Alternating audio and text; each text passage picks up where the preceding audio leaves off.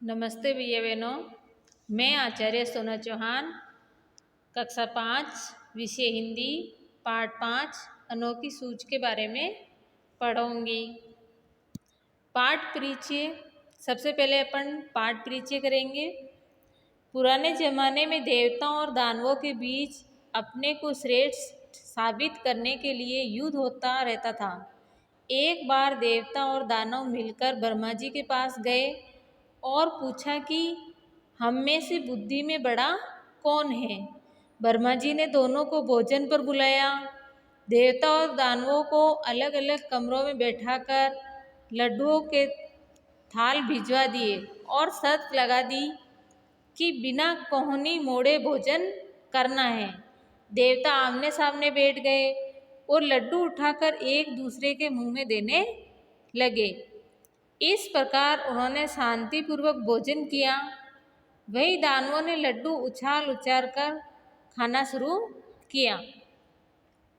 कुछ लड्डू उनके मुंह में गए और कुछ फैल गए।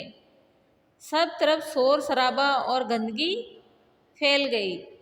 भोजन के बाद ब्रह्मा जी ने कहा कि देवताओं ने सहयोग की भावना से काम किया है। उन्होंने खुद भी खाया और दूसरों को भी खिलाया।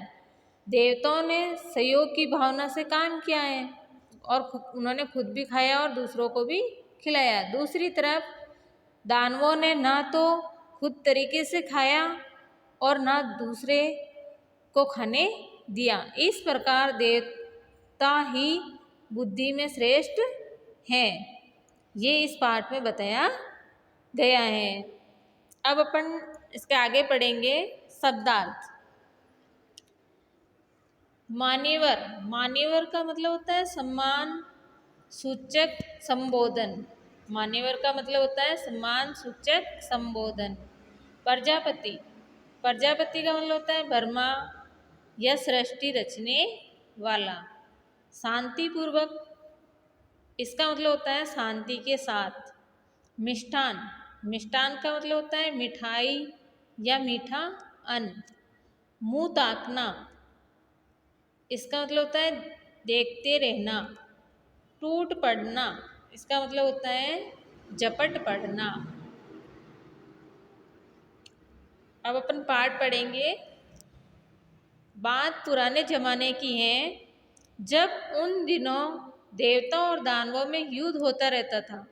दोनों पक्ष मिलकर एक बार प्रजापति के पास गए। वहां जाकर बोले, आपकी संतान है, बताइए कि हम दोनों में बुद्धि से बड़ा कौन है। उनकी बात सुनकर प्रजापति मुस्कुराए, मन में सोचने लगे, किसे बड़ा बताऊं, देवताओं को या दानवों को। देवताओं को बड़ा बताता हूँ तो दानव नाराज होते हैं, दानवों को बड़ा बताता हूँ तो देवता नाराज होते हैं। हो सकता है तब दोनों आपस में लड़ने लगे। बड़ा टेढ़ा पर्सन था, बड़ा बताए तो किसे बताए। कुछ सोच कर वे बोले, इसका उत्तर कल दूंगा। आप दोनों ही कल मेरे यहाँ भोजन पर आमंत्रित हैं। भोजन के बाद बताऊंगा कि कौन बुद्धि में श्रेष्ठ है। दूसरे दिन दोनों पक्ष भोजन के लिए पहुँचे। दोनों का अलग अलग कमरों में बैठाया गया। वहाँ मिष्ठान से भरे थाल भिजवा दिए गए। प्रजापति दानवों के कमरे में गए। उन्होंने कहा, आप लोग भोजन करें, शर्त यह है कि कोहनी को बिना मोड़े भोजन करना है। यही बात उन्होंने देवताओं से भी कही। प्रजापति की बात सुन दोनों परेशान हुए। वे एक दूसरे का मुंह ताकने लगे। धन्यवाद भैया बहनों। इसके आगे वाले भाग में हम और पढ़ेंगे।